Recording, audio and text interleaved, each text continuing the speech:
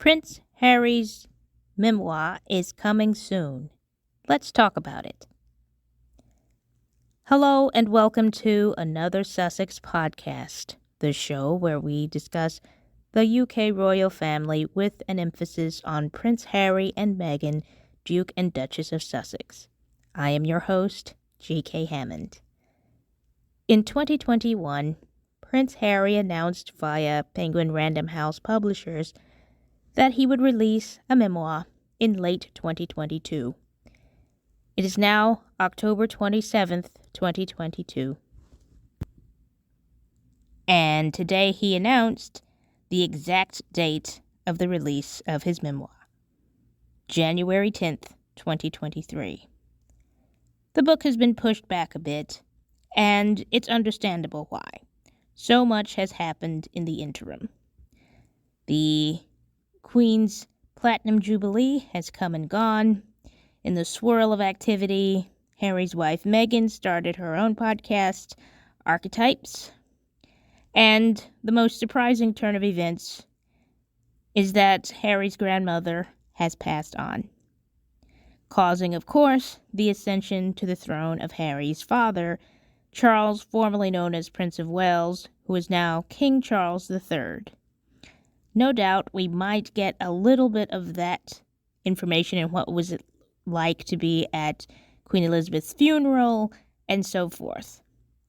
It's understandable that he might like to add a bit more about his grandmother and the events surrounding her funeral and memorials, etc. Just as with his initial announcement, Harry has revealed very little about the contents of the book other than this, that it, quote, takes readers immediately back to one of the most searing images of the 20th century, two young boys, two princes, walking behind their mother's coffin as the world watched in sorrow and horror. As Diana, Princess of Wales, was laid to rest, billions wondered what the princes must be thinking and feeling, and how their lives would play out from that point on. For Harry, this is his story at last. With its raw, unflinching honesty, the book is a landmark publication full of insight, revelation, self-examination, and hard-won wisdom about the eternal power of love and grief. So we know that his mother's death will play a significant role in this narrative. Of course, Harry discusses his mother whenever he can in public. I can also see that the poetry of bookending the narrative with the death of his mother and the death of his grandmother might also be in the book. These are two significant women in his life. No doubt there will be mentions of his wife, Meghan, whom he has compared favorably with his mother on several occasions. The book's cover shows a close-up of Harry's bearded face staring at the camera. His mouth is closed, his face is inscrutable. He is wearing what appears to be a t-shirt and something of a necklace, although the image stops just at his neck. His face takes up most of the cover, each ear almost touching the edges of the image. His name, Prince Harry, appears just above his forehead, and just under his chin is the title of the book in all capital letters in a sans serif typeface. The title of the book took me aback for a second. I audibly gasped. Prince Harry's memoir is called Spare. The reason it shocked me is that Harry seems to be boldly taking on a word that has been used against him, a word that he has been called since before he was born.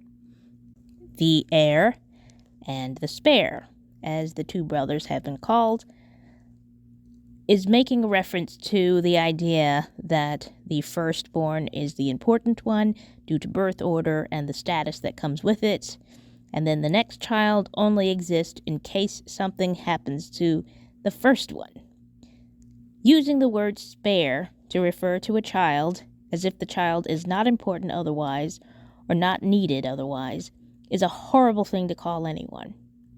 So to use this slur, for indeed that is what it is, a word used to diminish a human being, as the title of your memoir is a bold move and signals just how quote-unquote raw and unfiltered Harry's book might be.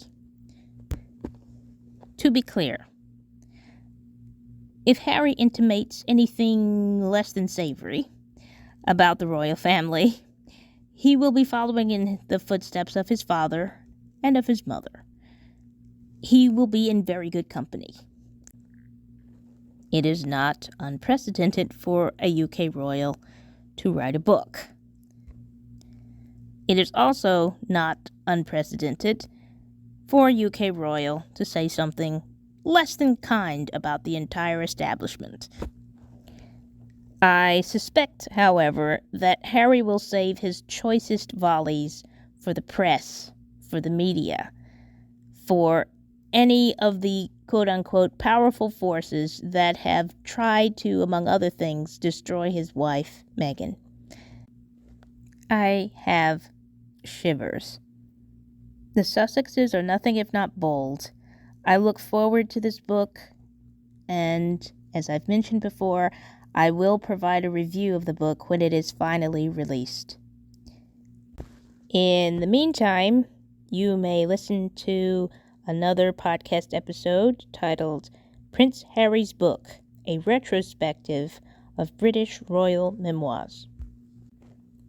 In that episode, I share a glimpse into every official memoir, autobiography, and authorized biography from the UK royal family that I could find since Queen Victoria. It helps to have context for Harry's book, how it fits into the family library, as it were. Another episode that might be useful while we wait for Harry's book is one that is not mine, but it belongs to Ivy at Sussex Global UK. The episode is called Who Will Be the Whipping Boy/Girl Now That the Sussexes Live in the USA? Episode 12. Again, that podcast is called Sussex Global UK. That particular episode explains the idea of the whipping boy, the spare, the extra child who exists inside the royal sphere only to be abused, and how Harry fits into that long-held tradition of the spare, this horrific form of imprisonment that is part of hereditary monarchy. I think Harry's book will also call upon examples of this tradition of abusing a child and calling him an extra child, an extra thing to be used. However, he will also include, I believe, some kind of compassion for his abusers. I think he will write with the same mindset as Nelson Mandela, whose autobiography, Long Walk to Freedom, Harry quoted in his speech at the UN in 2022.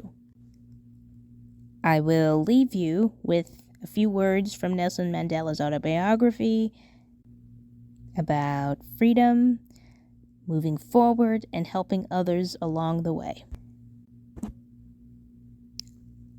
He says, "I knew, as well as I knew anything, that the oppressor must be liberated just as surely as the oppressed. A man who takes away another man's freedom is a prisoner of hatred. He is locked behind the bars of prejudice and narrow-mindedness. I am not truly free if I am taking away someone else's freedom, just as surely as I am not free when my freedom is taken from me. The oppressed and the oppressor alike are robbed of their humanity. When I walked out of prison, that was my mission, to liberate the oppressed and the oppressor both. Some say that has now been achieved, but I know that that is not the case. The truth is that we are not yet free. We have merely achieved the freedom to be free, the right not to be oppressed. We have not taken the final step of our journey, but the first step on a longer and even more difficult road. For to be free is not merely to cast off one's chains, but to live in a way that respects and enhances the freedom of others. The true test of our devotion to freedom is just beginning. I have walked that long road to freedom. I have tried not to falter. I have made missteps along the way. But I have discovered the secret that after climbing a great hill, one only finds that there are many more hills to climb. I have taken a moment here to rest, to steal a view of the glorious vista that surrounds me, to look back on the distance I have come. But I can rest only for a moment, for with freedom come responsibilities, and I dare not linger, for my long walk is not yet ended. That's all for today. Thank you for listening to another Sussex podcast.